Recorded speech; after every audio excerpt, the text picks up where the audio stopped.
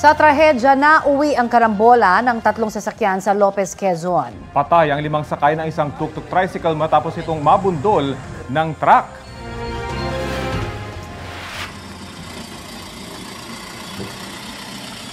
Nagliyab ang tricycle na may sakay na siyam na magkakamag-anak.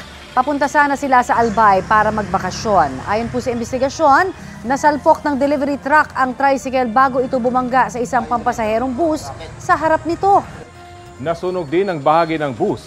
Ligtas sa mga pasahero ng bus. Isang sanggol naman ang kabilang sa mga nasawi.